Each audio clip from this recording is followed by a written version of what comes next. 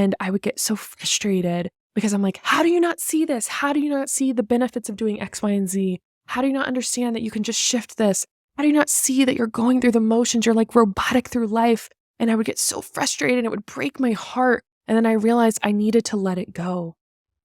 I realized that, when I was stuck there, I was struggling too. I couldn't see outside of myself. When I was in a space where I couldn't get out of bed, when all I thought that my only worth was in my body, of course I was only focusing on what I was eating and how much I was working out because I could not see my self-worth outside of the number on the scale. So of course I couldn't see outside of it. I don't know why this happens so often, but I always find myself recording these episodes that really light me up when it's during my everything shower day, which if you don't know what that is, I've talked about in previous episodes with self-care, but basically it's where you are doing the head to toe maintenance when it comes to shaving and hair care and skincare and just getting it all together. It's a little bit longer of a process. And I think that's why it ends up being a day where I record a podcast because I'm in the shower and I don't know if you guys, I do some of my best thinking naked, number one, but naked in the shower. When I'm in the shower, I don't know what it is, but just thoughts start going. And so I find myself running out of the shower, throwing on clothes and having to hit record. So today's episode is coming from that place of excitement because I was having a conversation with a client and she is doing so amazing with her progress when it comes to, showing up for herself and shifting her routines. But she finds that when she's in an environment around her family or friends that aren't really there in the same mindset, it feels a lot more like a pull. It feels like a struggle for her to show up. And sometimes it's frustrating because she's sitting there, and I can relate to this, so sure of herself in what she's doing, knowing that this is the right move with shifting out of her job, knowing that this is the right move with when it comes to her diet and eating and not worrying about being as restrictive as she previously has, even though her family is.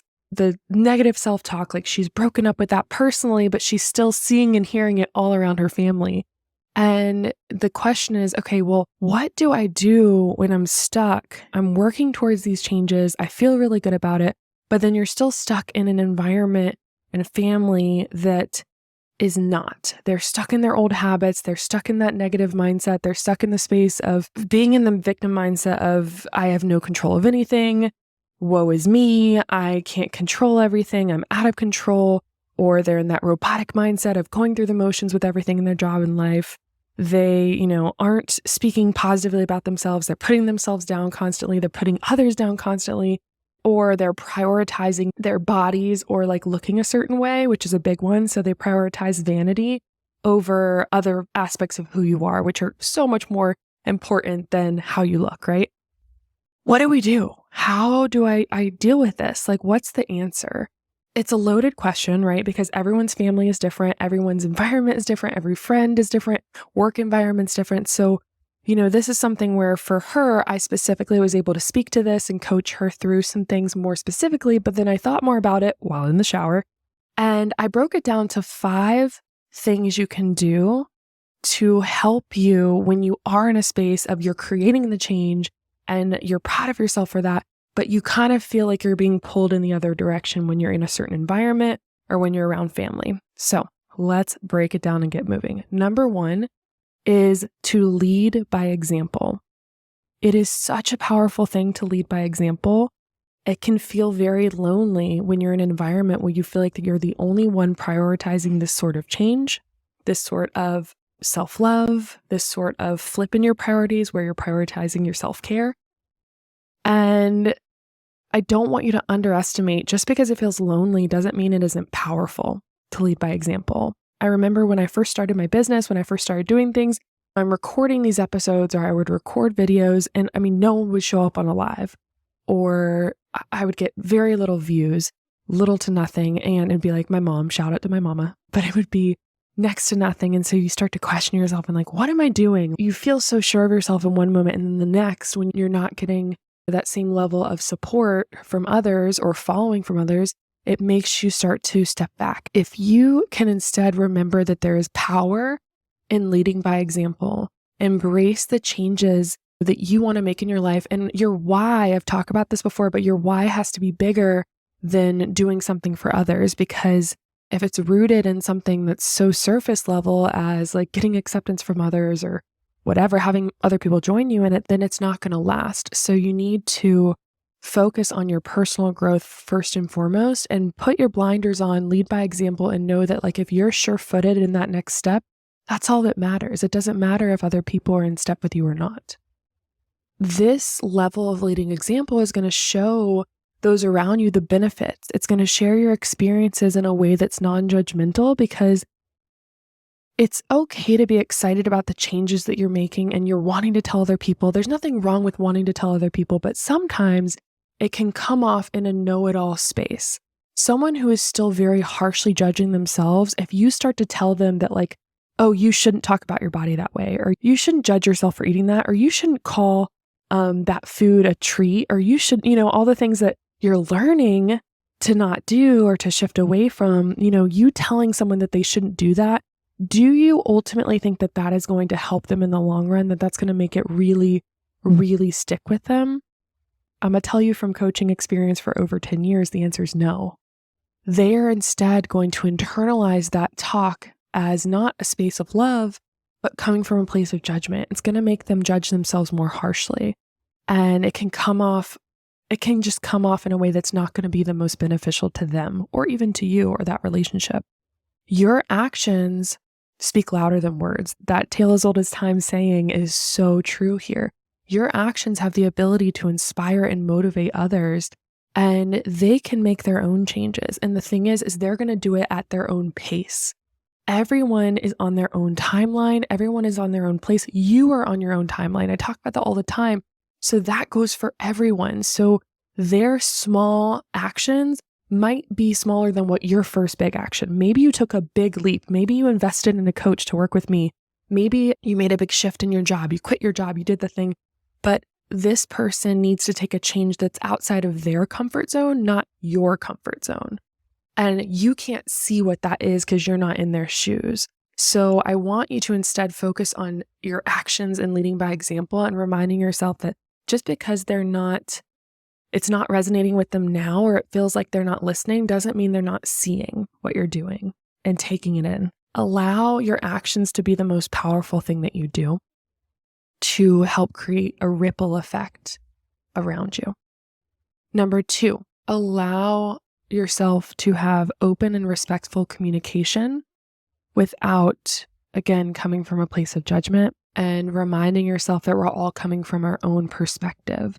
So this is a hard one that I struggle with. Think about it like when you feel like you have the cure for cancer. This is a very lofty role, but if you have the cure for something and you're just like, I need to share this with the world.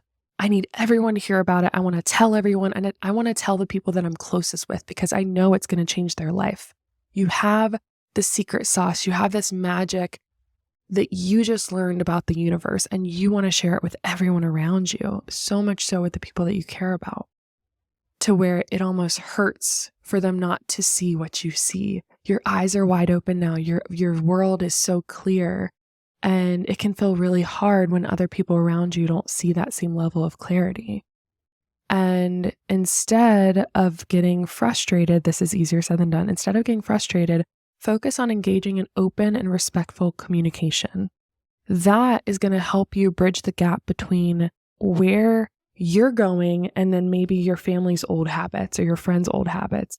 It's going to allow a level of you expressing maybe what you're excited about, how you're feeling, what you've been going through, your goals, but you're not coming from a place of like, you should be here too. Focus on sharing your journey. Again, I still think actions speak louder than words here, but if you are speaking about it, focus on not blaming or criticizing. This can be hard too, especially when you are starting to heal yourself and heal that relationship with your body. Almost every single time I'm working with a client, I would say almost 9 out of 10 clients I'm working with, their relationship with their body, their relationship with food has been very directly affected by their parents' relationship with their bodies and food. And so sometimes when you are breaking down that previous experience, breaking down those relationships, healing those relationships, and you start to share about it, your parents' reaction can be just feeling hurt, because then they start to see it as you're projecting that I wasn't a good enough mom, I wasn't a good enough parent, I did the wrong thing.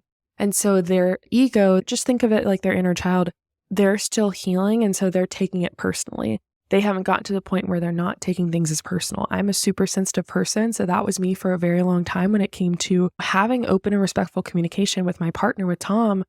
I would immediately feel like he was saying something was wrong with me. If he told me that there was something he wanted us to work on in a relationship, or he was just communicating a need or whatever, expressing a feeling, I would always take it as like, you're putting a dagger in me. I am the problem. And so just remind yourself, because when you're on the other end of things, you realize that that might be why things are being taken a certain way. So if you start to notice that, maybe you have to shift the conversation, and maybe you can't have that conversation with those specific relatives or family or friends, and that's okay, but allow them to also share their feelings. If they are feeling upset, allow the space for it. You can't control how other people feel, but you can choose what you do and don't share, and who you do and don't share it with. So that's just a good thing to remember. Number 3, talk about this all the time. I have a whole podcast episode devoted to boundaries, because you need to create boundaries. If you are still in an environment, or if you find yourself in an environment where you're around family or friends that are still in that old mindset, old habits that were keeping you stuck previously, and you don't want to fall back into it, you may need to create some boundaries. Especially in the beginning, I highly recommend having pretty strict boundaries about who you do and don't associate with. I remember in my healing journey, I had to have a tough conversation with family of like, hey, I'm working through some really tough shit right now, and I'm going to need to take a little breather on talking every single day. And I'm close with my family, so that was a very hard conversation for me to have. I'm the middle child, and I feel like I was often the one in the middle of conversations or in between, and I needed a break from that. And so I was super clear on that, and that's really good. The more you communicate your boundaries, the more others have the space to do the same. And it's been really nice, because after that experience, I realized that it wasn't bad for me to do that. And it allowed some really amazing conversations down the road. And it also has allowed space for me to be able to hold space for my family, because now when family or friends call, the ones that know me and that we've expressed this with, they check in and they say things like, are you in a place for me to, speak on this? Are you in a good place to do that? And they're not hurt when I say like, actually right now is not a good time, and then I make another time for it. Those kind of boundaries are so healthy and necessary when it comes to not only your own healing and your own growth, but the other people around you. They need to see them done. Maybe your boundaries weren't modeled for you as a child, and you have to model them for you and even model them for your family. And that can feel a little weird. Sometimes it can be frustrating when you're having to be the one to heal things that happened in your past. But I don't want you to say that you're not allowed to feel bad about things that happen. You are allowed to feel bad about shit that happened in your past. You're allowed to be frustrated and angry, but it's still your responsibility to change your future.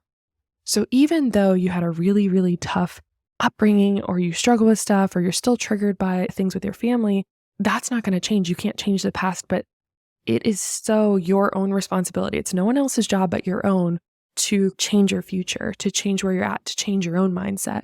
And so take that on in a way of ownership and pride and strength of knowing like, I can do this, and I don't have to wait for anyone else to come to this level before I'm leveling up, before I'm growing, before I'm coming to a better place of clarity and health and healing. So I hope that's helpful to see. Boundaries can look different for everyone. Like I said, exiting yourself completely from a relationship could be a boundary. It could be something as simple as having a conversation. It doesn't have to be a permanent boundary. It might just be one where you're just getting better at communicating that. It can look different in different chapters of your life. There's nothing wrong with that. I talked about before this, number 2 was engage in respectful communication. I think you should brainstorm your boundaries prior to any kind of communication you have, because sometimes when we're in the middle of a conversation and we haven't thought about those boundaries, it's very easy for others to cross them, and it's very easy for us not to keep them. So think through that ahead of time. All right, number 4, seek support outside of your family, or at least outside of your circle. A lot of times it's going to be helpful when you're going into a new place or a new chapter, or you're learning new things, you're leveling up, you're changing. it can be really helpful for you to seek new relationships, new friendships, new communication and support outside of your current circle, because you were so closely tied to those people for so long that a lot of those habits that you're trying to break away from, a lot of those mindsets you're trying to break away from are tied in with that person. So when you're around those people, it is very easy to slip back into those old habits, slip back into that old mindset. But if you start to change your environment and change who you're spinning around with, and it's other people who are also working towards bettering themselves, shifting into self-love, working towards, starting their own business, growing, whatever it is that your goals are, that's going to really help you in your personal growth. And it's going to make things a little less challenging because you're going to feel less alone. I talked about leading by example and how you might feel alone and it's okay, like keep going. But that, just because you can lead by example on your own doesn't mean you should. It might start off where you're starting off on your own, but as you start to step into that alignment of who you're meant to be, those people, your people, will find you. But it might mean that you need to create space for them to find you, which means possibly creating a boundary where you're spending less time with those other people that aren't necessarily building you up to where you're meant to be.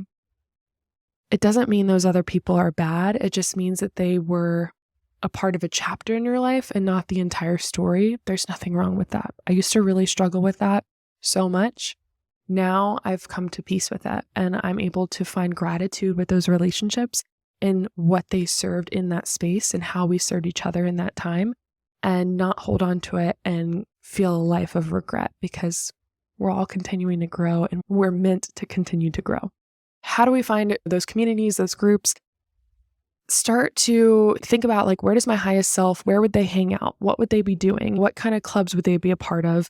What kind of things would they be engaging in? Are you going to things like a sound healing class or more yoga? Are you going to be more active? Are you going to like a cooking class? Are you volunteering somewhere because that's something you value and you're wanting to focus on? Are you going to a new mom group? Where are your people? Where are the people that are where you're going? Not necessarily where you are, but where you're going, and then start to gravitate there. If you're not sure yet, just get a sense of what that is. Get an idea of the feeling you're trying to cultivate in that group with those people, and they'll start to come. Facebook group, meetup, there's a lot of different options for it, but don't count yourself out if you don't figure it all out at once. Just start trying new things, and if it doesn't work out immediately, it's okay. It just gave you clarity to what you don't want to do and getting you closer to where you do want to be. And then finally, number 5, when it comes to working toward changes and you're trying to not get stuck in old habits, it really can come down to changing your environment. Clients are coming to me and they're like, okay, I'm trying to work towards change, but my family keeps bringing me down, or I keep kind of reverting back to old habits, old mindset, or I'm in this work environment and it's pretty toxic. Everyone in my work environment is very negative. As soon as I come to work, I feel like I'm shifting into this negative mindset within like minutes because everyone around me is doing that. Negativity breeds negativity. And so if your environment is negative, think about it from like a place of growth. So if you're a plant and the soil that you are planting yourself in, that you're rooting yourself in, is rooted in negativity, there's a lack of nutrients there. There's nothing that's nourishing you there. It's dry, it's brittle, it's really breaking you down eventually over time, even if you're still trying to survive.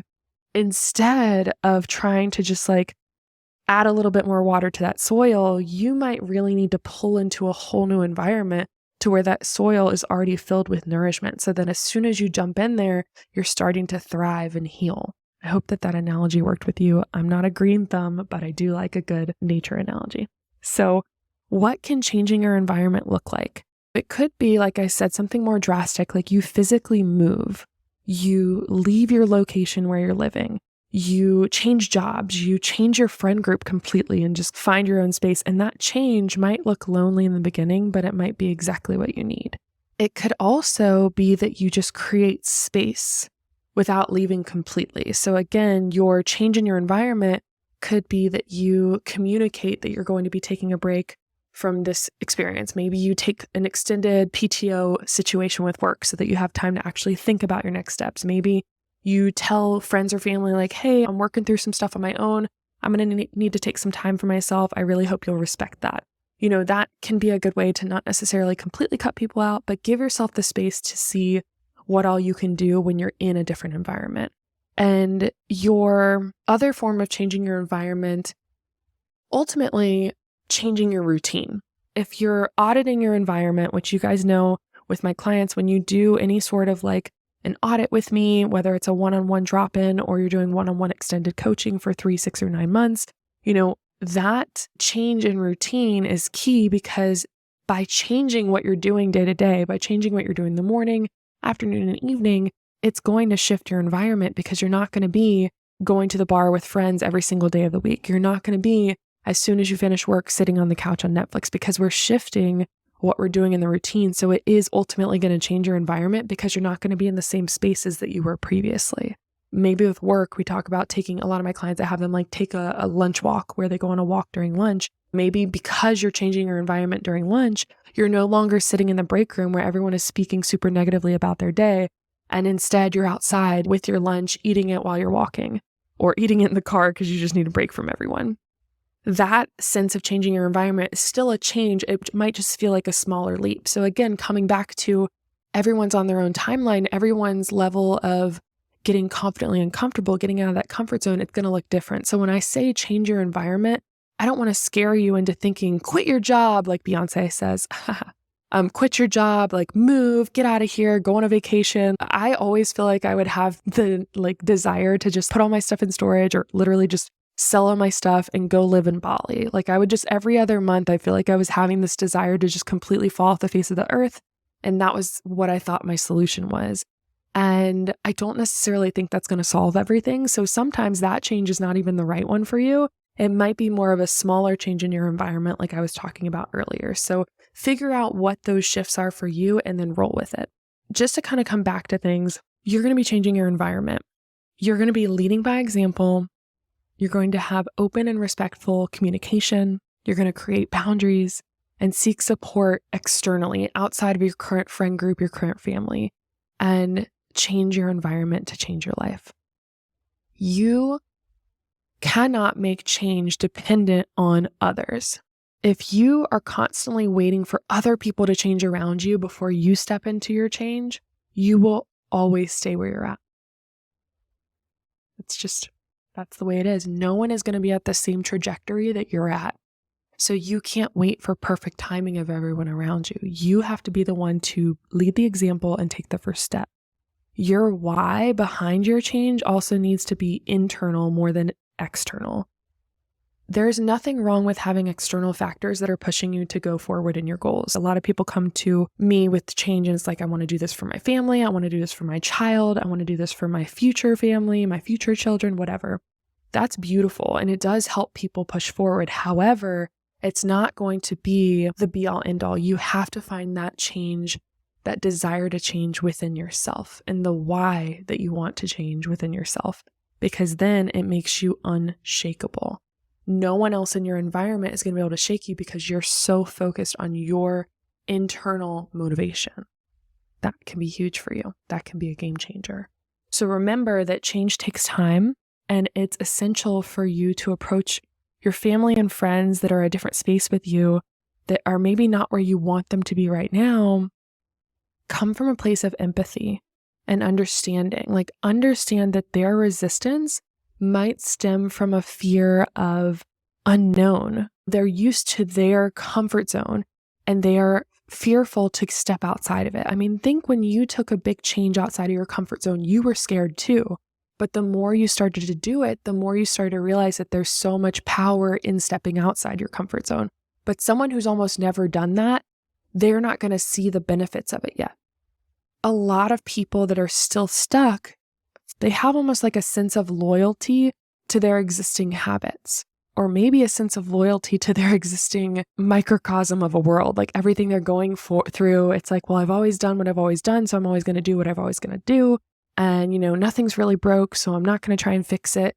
And that's how they're viewing their world. But you've gotten a little bit expanded where you've stepped outside of that world and you've seen that it can be so much bigger. You've seen that you can do more, and it can be frustrating when you're able to see that bigger picture and other people are still seeing just that close-up view. They can't see outside of themselves yet. And I know personally, like, I have relationships that I still struggle with because I want to shake them awake, but that's not going to do anything but scare them off. So remember that, okay? If you really care about these people, you're going to come from a place of compassion and love, and you're going to keep focusing on you and just being that example, okay? So be patient, be compassionate, and focus on your building a stronger connection, yes, to yourself. Ultimately, that will lead to a connection to your loved ones if that's meant to be. Ideally, it'll surprise you, but you might notice your family members are going to become more open to change as they start to see what you're doing. It might take longer than you would like, but it can still happen. If it doesn't ever happen, though, I need you to release attachment to it. Like, you can keep growing even if someone doesn't, and it hurts sometime, but your growth is still so vital in this process, even if it doesn't feel like they're growing enough or growing fast enough with you. You may have to let them go in the process, and you have to learn to be okay with that. As you begin to get closer with yourself, you're going to start to get a better understanding of where you were back then, before you started to come to this level of clarity and confidence within yourself, before you started to come to a level of trust, within your body, within God's plan, the universe's plan. Like, you can look back and be like, wow, I remember being there. When you hear someone sharing about something in a way that maybe you used to speak about something, you will start to get a level of, you see it, and instead of immediately judging, your capacity for empathy should grow with your own personal growth, opposed to your patience getting thinner out of frustration. When I was in the beginning of this journey, I feel like, again, I was so eager and excited for everyone to jump on board with me, and I would get frustrated and my patience was thin. Y'all, I don't have a lot of patience. My husband, so much patience. Me, nada. And I would get so frustrated because I'm like, how do you not see this? How do you not see the benefits of doing X, Y, and Z? How do you not understand that you can just shift this? How do you not see that you're going through the motions? You're like robotic through life. And I would get so frustrated and it would break my heart. And then I realized I needed to let it go.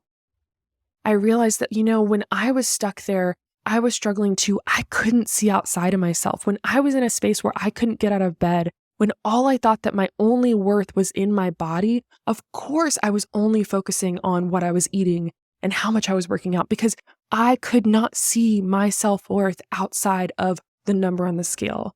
So of course I couldn't see outside of it. And so if you start to allow that space of bringing it back to like, wow, you know what? They're still in that space, and I'm going to have so much empathy for them because I've been there. Maybe not personally been in their shoes, but I've been in that space where I was feeling lost, where I couldn't see outside of the cloud that I was stuck in, the haze that I was stuck in, the lack of clarity and the sadness that I was weighed down by. And so I'm no longer going to come from a place of judgment, but I'm going to instead come from a place of love. Wherever this person will meet me, I will meet them there. I will show them love to the extent that they will allow me to give it. And then the rest I will give back into myself, because I cannot give someone everything that's not willing to take it all in. I need to just take things a step at a time, and that's okay. I hope this episode helped you see that your journey is so important. And the fact that you're even listening to this episode shows me that you have such a big heart for others. You care so much for other people. You are a nurturer. You have a beautiful heart. You love so deeply. Give that love back to yourself first. If you're struggling to know where to put it here. And then as you start to lead by example, watch how your world changes. Thank you for listening. I hope you enjoyed this. Let me know what your biggest takeaway was, which one of those 5 things you feel like you really resonate with. And if you have any thoughts based on your experience, I would love for you to share with me, because I can definitely share more than 5 tips. And that would be a great, great help to everyone else. If this episode helped you and you know someone else who's trying to create change, but maybe they're stuck in an environment that's not the most suitable for them to step into that change and growth, share this episode with them right now. There's someone out there that has not heard this that needs to hear it today, and it can be a beautiful impact for you to share it to them. Maybe you just share it and say, hey, this really helped me. I hope it can help you. That can be a way to share something without pushing something down someone's throat. You don't have to ask them if they listen to it. You don't have to ask them what their thoughts were. Let them listen if they decide to. And if they come back to you, that could be a great way to engage in open and respectful communication. Look at that right there. All right. I appreciate you. I love you. I'll see you next time.